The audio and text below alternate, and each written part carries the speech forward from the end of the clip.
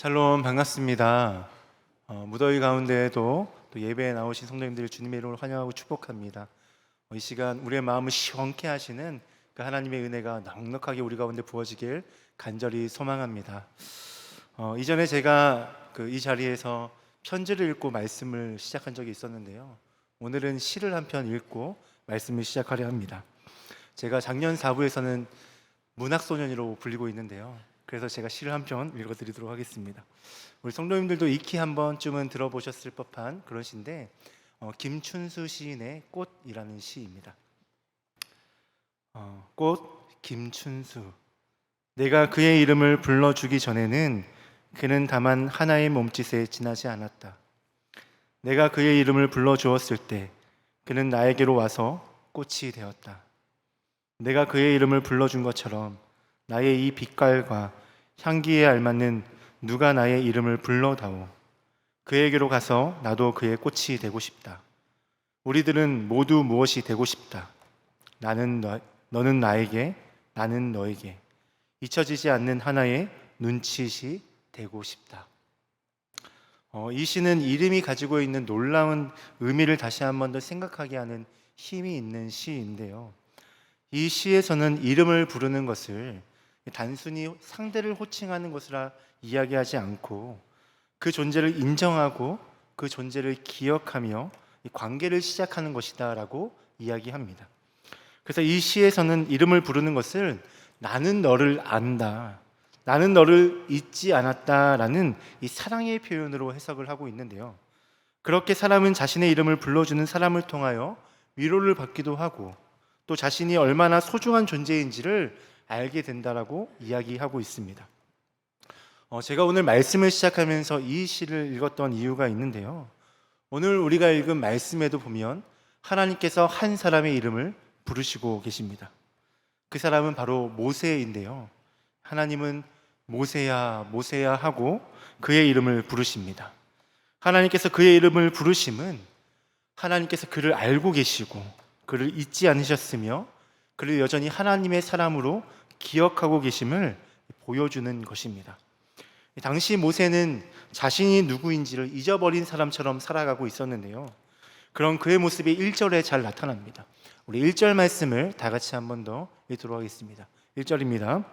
모세가 그의 장인 미디안 제사장 이드로의 양떼를 치더니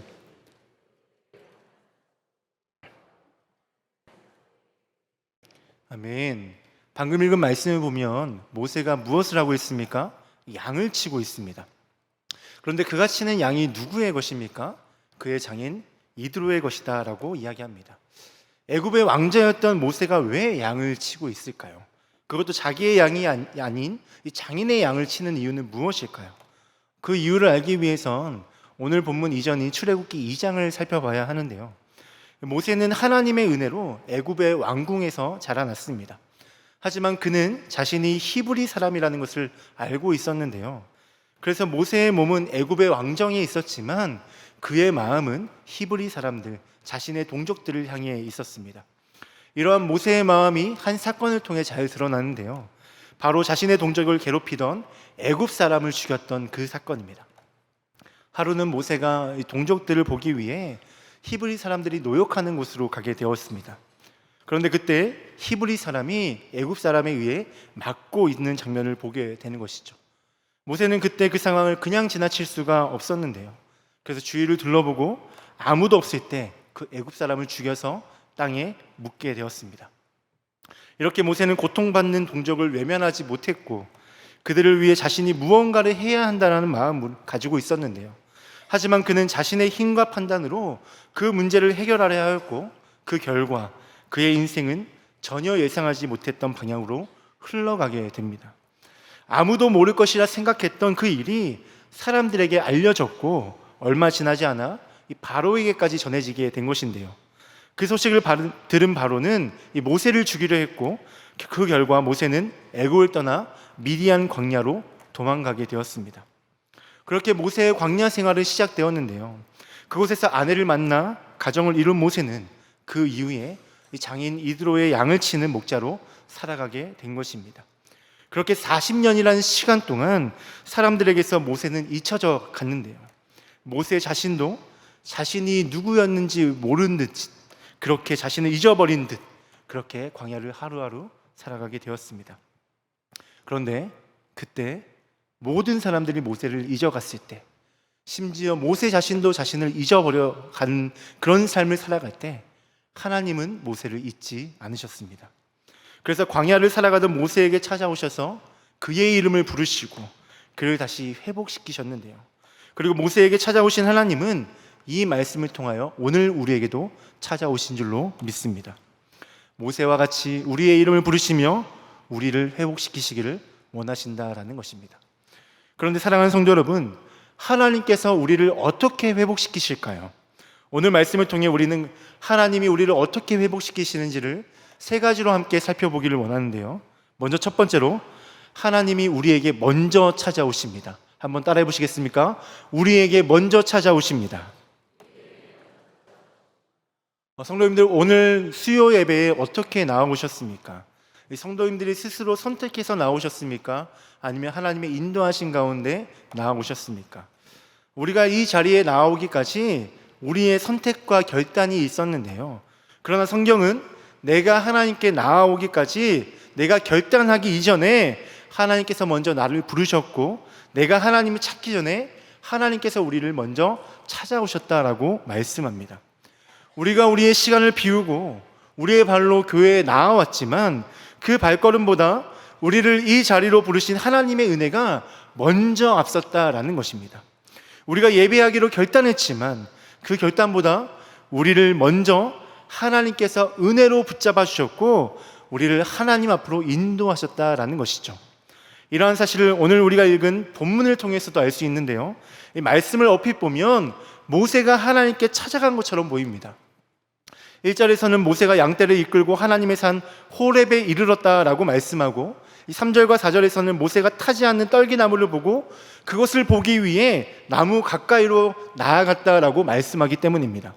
하지만 말씀을 자세히 읽어보면 전혀 그렇지 않습니다. 이 만남은 모세가 아니라 하나님께서 시작하신 만남인데요, 하나님께서 모세에게 찾아가심으로 이루어진 만남이었습니다. 그 사실이 2절에 잘 나타나는데 우리 2절 말씀을 다 같이 한번 읽도록 하겠습니다. 2절입니다. 여호와의 사자가 떨기나무 가운데로부터 나오는 불꽃 안에서 그에게 나타나시니라.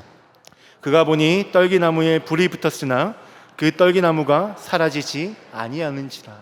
아멘. 방금 읽은 성경을 보면 모세가 먼저 하나님을 발견했다라고 말씀하지 않습니다.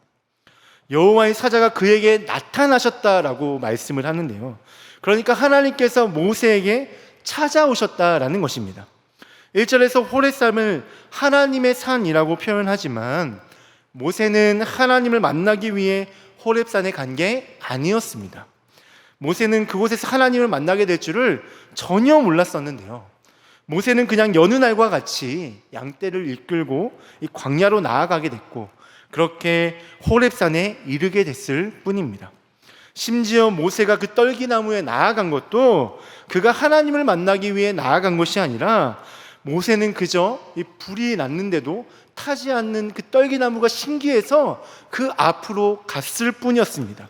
그 광경을 더 자세하게 보기 위해 그 앞으로 나아갔던 것이죠. 이처럼 모세는 그저 평범한 일상을 보내고 있었고 눈앞에 나타난 신기한 광경을 더 가까이 보기 위해서 발걸음을 옮겼을 뿐인데요, 그런데 그런 모세의 일상에 하나님이 나타나셨고 그가 알지도 못하는 사이에 하나님께서 그의 발걸음을 하나님 앞으로 이끌고 간 것입니다. 이런 사실이 하나님께서 모세의 이름을 부르시는 그 장면을 통해 더욱더 분명하게 드러났는데, 4절을 보면 모세가 먼저 하나님의 이름을 부른 것이 아니라 하나님께서 모세야, 모세야 하고 그의 이름을 먼저 불러주셨음을 볼 수 있습니다.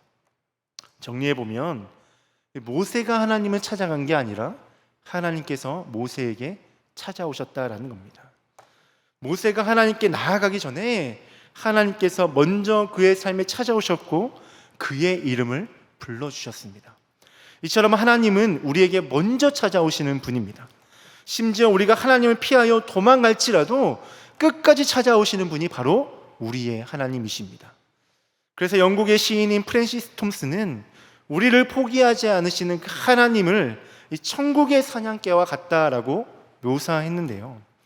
어떻게 하나님을 사냥개로 묘사할 수 있나, 이렇게 불경스러운 마음 때문에 좀 어려워하시는 분들이 계실 수 있겠지만, 저 또한 처음에 이 제목만 보고는 어떻게 하나님을 사냥개로 표현할 수 있지라는 마음에 좀 불편했었습니다. 그런데 이 시를 읽고 보니까 그렇지 않더라고요.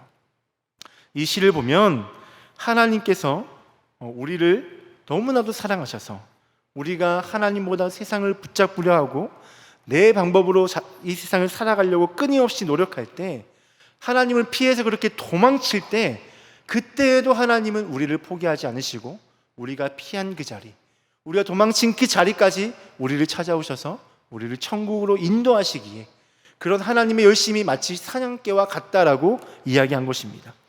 사냥개는 목표물을 한 번 정하면 절대 놓치지 않는데요, 끝까지 쫓아갑니다. 끝까지 추적합니다. 그런데 마치 그런 사냥개와 같이 하나님께서 우리를 끝까지 추적하시고 끝까지 찾아오신다라는 겁니다. 우리를 천국으로 인도하시기 위해 포기하지 않으시고 우리에게 끝까지 찾아오시는 분이 바로 하나님이라는 겁니다.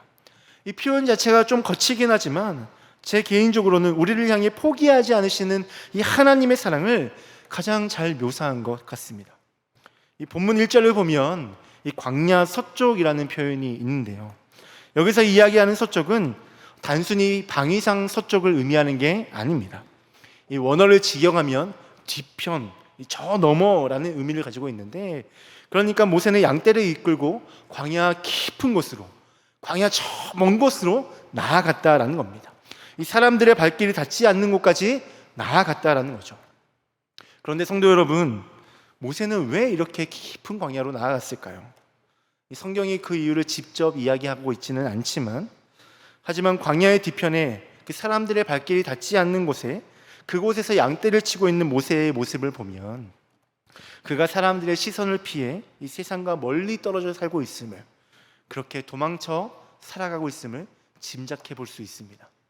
그런데 하나님은 그런 모세를 포기하지 않으셨는데요, 하나님은 그가 있는 광야 뒤편까지 찾아오셨습니다. 그리고 그의 이름을 불러주셨어요. 그의 이름을 부르심으로 그를 사랑하신다 말씀하여 주시고, 그의 이름을 부르심으로 내가 너를 알고 있다, 내가 너를 잊지 않고 있다, 그가 여전히 하나님의 사람이다 라는 사실을 알려주셨습니다. 그리고 모세에게 찾아오셨던 그 하나님은 오늘 우리 가운데 이 말씀을 통하여 찾아오시며, 모세의 이름을 부르신 하나님은 오늘 이 말씀 가운데 우리의 이름을 부르시고 계십니다. 어쩌면 이 자리 중에 모세와 같이 이 광야와 같은 삶을 사시는 성도님들도 계실 수 있겠다 싶습니다. 내가 기대했던 모습과는 전혀 다른 그런 상황들을 마주했다거나, 아무리 기도해도 변하지 않는 그런 상황 가운데 있는 그런 성도님들이 계실 수 있겠다 싶습니다. 그뿐 아니라 이 오랜 시간을 보내다 보니 이제는 아무런 기대 없이 이 모세와 같이 하루하루 살아가고 있는 그런 성도님들도 계실 수 있겠다 싶습니다. 그런데 사랑하는 성도 여러분, 광야 뒤편에 있던 모세를 찾아오신 하나님은 그렇게 광야를 걷는 것 같은 우리의 삶 가운데도 찾아오십니다. 그리고 모세의 이름을 불러주시며 내가 너를 기억하고 있다, 내가 너를 알고 있다, 너는 여전히 내 백성이다 말씀하신 그 하나님께서 오늘 이 말씀을 통하여 오늘 우리에게 내가 너를 기억하고 있다, 내가 너를 잊지 않았다, 너는 여전히 나의 백성이다 라고 말씀하고 계십니다. 이처럼 오늘 우리를 잊지 않으시고 우리 가운데 찾아오시는 그 하나님, 우리를 끝까지 포기하지 않으시는 그 하나님을 믿으시길 간절히 소망합니다. 그리고 우리를 찾아오신 하나님을 만나고 경험하심으로 하나님이 허락하시는 참된 회복을 맛보시는 주님의 성도님들 되시길 주님의 이름으로 축복합니다. 두 번째로, 하나님은 우리를 어떻게 회복하실까요? 우리의 마음을 헤아려 주십니다. 한 번 더 따라해 보시겠습니까? 우리의 마음을 헤아려 주십니다. 하나님은 이렇게 우리의 회복을 위해서 우리 가운데 찾아오시는 분이십니다. 우리가 어디에 있든지 우리를 포기하지 않으시고 끝까지 추적하셔서 우리 가운데 찾아오시는 분이 바로 하나님이십니다. 그런데 하나님께서 왜 우리 가운데 이렇게 찾아오실까요? 우리를 회복하시기 위함입니다. 우리가 넘어져 있고 쓰러져 있고 의미 없는 삶을 살아가고 있을 때 하나님은 다시 한 번 더 우리의 삶을 회복하셔서 참된 의미를 발견하고 참된 기쁨을 맛보며 참된 만족을 누릴 수 있도록 우리 가운데 찾아오시는 겁니다. 그런데 하나님이 우리 가운데 허락하시는 그 회복과 오늘 우리가 기대하는 회복이 조금 다를 수 있습니다. 우리는 보통 상황이 달라지는 것을 회복이라고 생각하는데요. 예를 들면 실패했던 일이 다시 잘 되거나 잃어버렸던 것을 다시 되찾거나 해결되지 않았던 문제들이 해결되어지는 것, 이런 것을 우리는 회복이라 생각한다라는 것입니다. 모세를 기준으로 생각해 보면 모세가 다시 애굽으로 돌아가고 그가 잃어버렸던 그 왕자의 직분을 다시 한 번 더 회복되어지며 또한 거절당했던 자신의 동족들에게 인정을 받게 되어지는 것, 이것이 우리가 생각하는 회복, 우리가 기대하는 회복의 모습이라는 것이죠. 그런데 하나님은 모세를 그렇게 회복시키시지 않으셨습니다. 하나님은 모세를 둘러싼 상황보다 모세를 먼저 회복시키셨습니다. 모세의 삶을 바꾸신 것이 아니라 모세 자신을 바꾸신 것입니다. 더 정확하게는 모세가 하나님과 올바른 관계 가운데 거할 수 있도록 그의 정체성을 회복시켜 주신 것입니다. 그 모습이 5절과 6절에 잘 나타나는데 이 시간에는 5절만 다 같이 한 번 더 읽도록 하겠습니다. 5절 말씀입니다. 시작. 하나님이 이르시되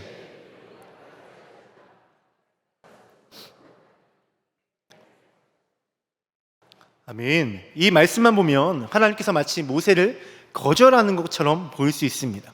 그런데 하나님은 이 말씀을 통해서 모세를 거절하시는 게 아닙니다. 그가 서 있는 곳이 거룩하신 하나님 앞이라는 사실과 거룩하신 하나님 앞에서는 어떠한 자세로 살아가야 되는지를 가르쳐 주시는 중입니다. 그래서 하나님은 그에게 신을 벗으라고 명령하신 것인데요, 이제는 자신의 힘과 경험으로 살아왔던 그 모세의 삶의 방식을 내려놓고 하나님만을 의지하는 새로운 삶으로 인도하시기 위한 명령이었다라는 것입니다. 성도 여러분, 모세가 광야에서 도망자로 산 세월이 40년입니다. 그때 그는 자신의 삶을 어떻게 평가했을까요? 실패한 인생이라고 평가하지 않았을까요? 그러나 하나님은 모세를 실패자로 보시지 않으셨습니다. 그를 여전히 하나님의 언약 안에 있는 사람으로 바라보셨는데요, 그래서 하나님은 자신을 그의 조상 아브라함의 하나님, 이삭의 하나님, 야곱의 하나님이라고 소개하십니다. 모세가 실패자가 아닌 여전히 하나님의 언약 안에 있는 사람임을 가르쳐 주신 것이죠. 이처럼 하나님은 우리가 하나님의 언약 안에 있는 존재임을, 그래서 우리가 얼마나 존귀한 자임을, 우리가 얼마나 큰 사랑을 받고 있는 존재임을 깨닫게 하심으로 우리의 정체성을 올바르게 회복시키십니다. 이러한 회복을 통하여 우리가 하나님의 자녀로 살아갈 수 있도록 도우시는 것이죠. 그런데 문제는 무엇이냐면 하나님께서 우리가 회복할 수 있도록 은혜를 더하여 주셨는데 우리가 그 회복을 받아들이지 못할 때가 있다라는 것입니다. 하나님이 허락하신 회복을 누리지 못하고 여전히 이전의 상처와 실패 가운데 파묻혀 그렇게 살아갈 때가 있다라는 것이죠. 모세도 그러했는데요, 하나님께서 그를 회복시키시기 위해 찾아오셨고 그가 어떤 존재인지를 깨닫게 가르쳐 주셨지만 그는 아직 하나님이 허락하시는 그 회복을 누리지 못했습니다. 왜냐하면 그 안에 상처와 실패가 너무나도 강력하게 남아 있었기 때문입니다. 자신의 동족을 구하려 했으나 실패했던 경험, 그로 인해서 이 애굽을 떠나서 40년이라는 긴 세월 동안 광야에서 도망자로 살아야 했던 그의 그 깊은 상처가 하나님의 회복을 온전히 누리지 못하도록 막아선 것입니다. 그 상처가 얼마나 깊었는지 하나님께서 그를 하나님의 사람이라고 말씀하셨음에도 그는 여전히 실패자로 자신을 바라보고 있었습니다. 그래서 하나님이 허락하시는 회복을 누리지 못한 것이죠. 그런데 하나님은 그런 모세를 보시고 꾸짖지 않으시고 오히려 그의 상처와 연약함을 어루만지시며 그를 헤아려 주셨습니다. 우리 7절 말씀도 다 같이 읽어보면 좋겠는데요, 7절입니다.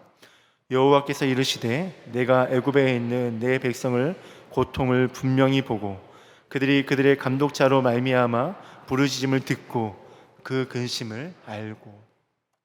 방금 읽은 말씀을 보면 아주 중요한 동사가 이 세 개가 나오는데요, 보고, 듣고, 알고입니다.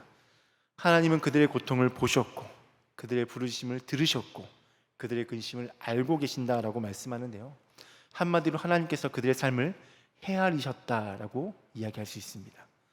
이러한 사실을 동사적인 원어의 의미를 더욱더 살펴볼 때 더욱더 분명하게 알 수 있는데, 먼저 보다라는 히브리어는 라아인데요, 이 단어는 단순히 눈으로 본다라는 의미가 아닙니다.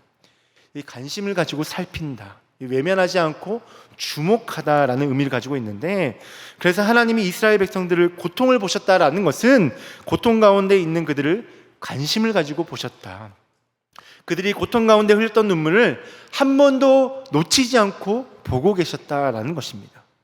그리고 듣다라는 동사는 히브리어로 샤마인데요, 이 단어도 역시 단순히 소리를 듣는 것이 아니라 귀 기울여 듣고 응답하려는 마음으로 듣는다라는 의미를 가지고 있습니다.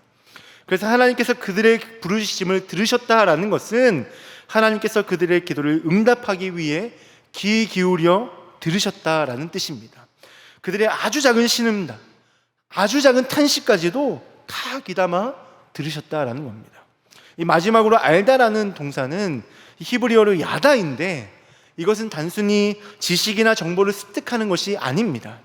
이 관계를 통하여 이해하고 몸소 경험하며 아는 것인데요, 그래서 하나님께서 그들의 근심을 아셨다라는 것은 그들이 처한 상황을 알고 계신다 정도가 아니라 하나님께서 그들의 고통 가운데 함께 하셨고 그 아픔을 함께 짊어지셨다라는 겁니다.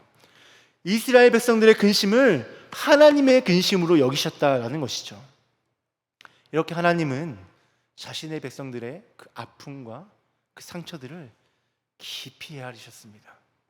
우리가 눈물을 흘릴 때 함께 눈물을 흘리셨고, 우리가 아파할 때 그 자리에서 함께 아파하셨습니다. 그뿐 아니라 이러한 헤아림으로 우리의 상처를 치료하시는 분이 바로 우리의 하나님 아버지이십니다. 하나님은 이러한 헤아림으로 모세와 이스라엘 백성들의 상처를 치유하셨고 회복하셨는데요, 그래서 하나님의 헤아림은 단순한 위로가 아니라 우리를 온전케 하시는, 우리를 온전케 회복하시는 하나님의 치유라 할 수 있습니다. 하나님은 단순히 우리의 문제만을 해결해 주시는 분이 아니십니다. 하나님은 우리를 인격적으로 사랑하시며 우리의 모든 아픔을 함께 짊어지시는 아버지이십니다. 그래서 우리를 헤아리심으로 상처를 치유하시고 우리를 온전한 회복으로 이끌어 가시는데요, 사랑하는 성도 여러분, 하나님은 우리의 상처를 외면하지 않으십니다. 우리가 실패했던 그 자리에서 우리와 함께 하셨고 우리를 손잡고 일으켜 주시는 분이십니다. 먼저 우리의 아픔을 헤아리시고 우리의 눈물을 닦아주시며 우리의 상한 마음을 만져주시는 분이 바로 하나님 아버지입니다. 그리고 이러한 헤아리심을 통하여서 우리를 위로하실 뿐만 아니라 우리를 온전한 회복으로 이끌어 가시는 분이 바로 하나님입니다.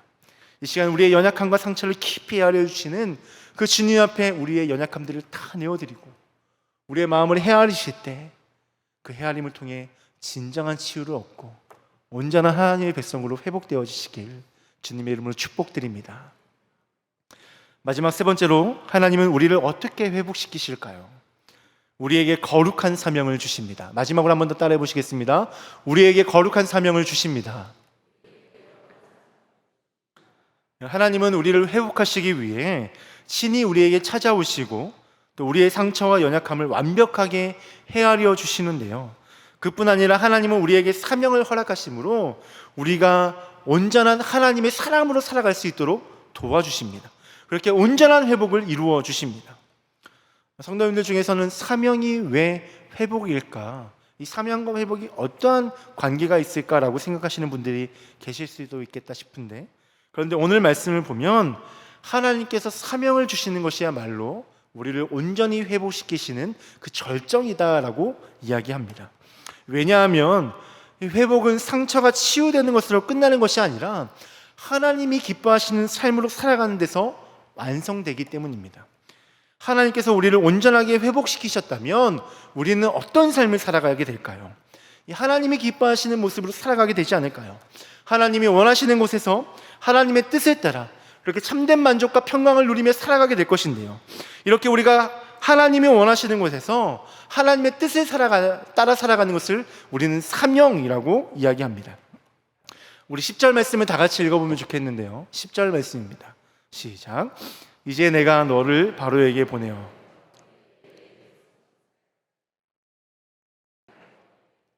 아멘. 이 모세를 찾아오시고 모세의 마음을 헤아려 주신 하나님은 이제 모세에게 거룩한 사명을 맡기시는데요, 바로 하나님의 백성인 이스라엘 자손을 애굽에서 인도하여 낼 지도자로 세우시겠다라고 말씀하십니다.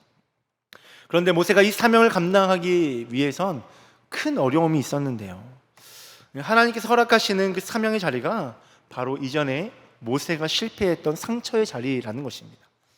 하나님께서 그의 마음을 헤아려 주셨지만 모세의 상처는 아직 완전히 회복되지 않았습니다.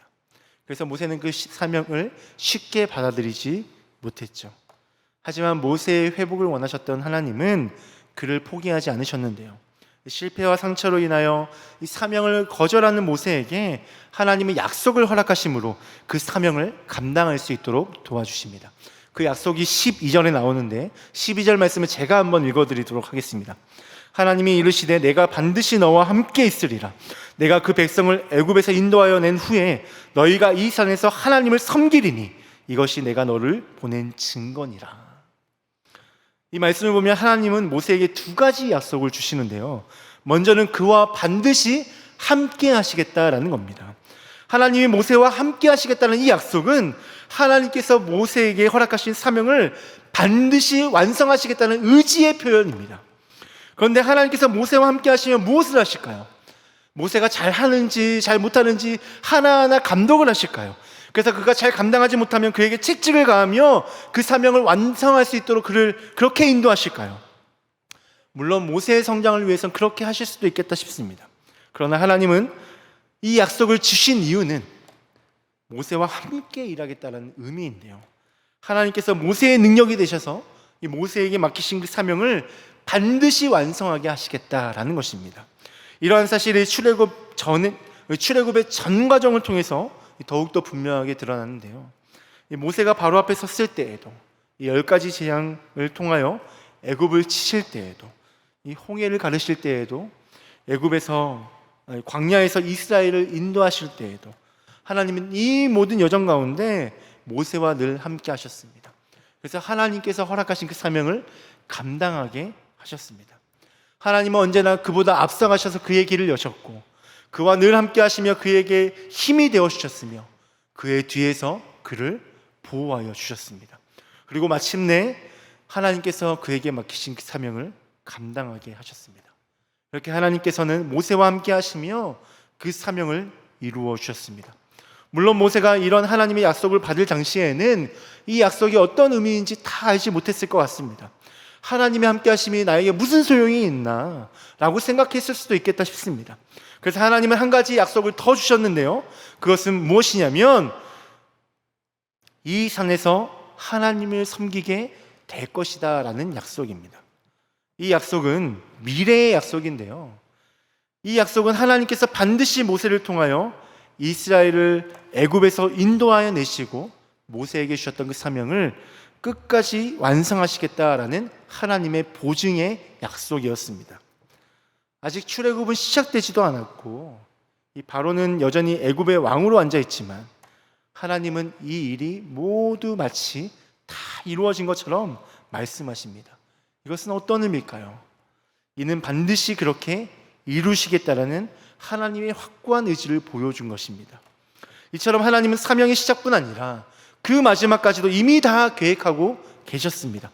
그런데 사랑하는 성도 여러분, 하나님께서는 우리의 회복을 위해 이 사명을 허락하실 때도 동일한데요, 하나님 우리에게 막연한 희망을 말씀하시는 분이 아니십니다. 이 사명을 맡기시고 이제 네가 알아서 하라라고 말씀하시는 분이 아니십니다. 하나님은 우리와 함께 하시겠다고 약속하시고 우리가 그 사명을 이룰 수 있도록 끝까지 우리를 도우시며 우리를 이끌어 가시겠다라고 말씀하십니다. 어쩌면 오늘 우리도 모세처럼 어떠한 상처와 실패로 인하여 하나님께서 맡기신 사명이 두렵게 느껴질 수도 있겠다 싶습니다. 그 사명을 감당하기에는 내 능력이 너무나도 부족해 보이고 실패했던 경험 때문에 다시 시작하기가 두려울 수도 있습니다. 그러나 하나님께서는 오늘 우리에게 동일하게 내가 너와 반드시 함께 하겠다라고 약속해 주십니다. 그리고 그 약속을 붙들고 하나님의 능력을 의지하는 사람을 통하여 하나님은 반드시 자신의 뜻을 이루어 주시겠다라고 이 말씀을 통해 약속해 주시고 계십니다. 그래서 오늘 우리가 붙들어야 될 것은 우리 앞에 놓여져 있는 상황이 아니라 우리 가운데 약속하신 이 하나님의 말씀일 줄로 믿습니다. 내가 얼마나 잘 준비되어져 있는가에 따라서 내가 사명을 감당할 수 있고 감당하지 못함이 아닙니다. 내가 얼만큼 하나님의 이 약속을 붙들고 하나님을 신뢰함으로 내 삶을 맡겨드리는가에 따라서, 내가 하나님만이 온전한 나의 반석이심을 고백하며 하나님만을 의지하는 그 모습으로 인하여 우리가 이 사명을 감당할 수 있게 되는 것입니다. 그래서 오늘 우리가 붙들어야 할 것은 내 상황이나 내 능력이 아니라 나와 함께 하시겠다라는, 나와 반드시 함께 하시겠다라는 그 하나님의 약속일 줄로 믿습니다. 사랑하는 성도 여러분, 오늘도 하나님은 우리의 이름을 부르십니다. 그리고 우리를 찾아오시고 우리의 마음을 헤아리시며 우리에게 사명을 허락하십니다. 그래서 우리가 온전한 회복을 이루어 하나님이 기뻐하시는 모습, 하나님께서 우리 가운데 기대하시는 그 모습으로 살아갈 수 있도록 우리를 도와주십니다. 우리가 넘어졌을지라도, 우리가 도망칠지라도 우리를 포기하지 않으시고 끝까지 추적하셔서 우리와 함께 하심으로 우리에게 허락하신 그 사명을 이루게 하시고 우리가 하나님 나라의 기쁨을, 하나님 나라의 평안을, 하나님 나라의 만족을 누리게 하십니다. 이런 하나님을 믿으시고 하나님께 모든 걸 맡겨드리심으로 하나님이 허락하시는 그 진정한 회복, 온전한 회복, 하나님이 주시는 그 완전한 회복을 맛보시는 사랑하는 주님의 성도님들 되시길 주님의 이름으로 축복합니다. 기도하겠습니다. 오늘도 우리를 사랑하시는 하나님 아버지, 이 시간 말씀으로 우리를 찾아와 우리의 이름을 불러주심에 감사합니다.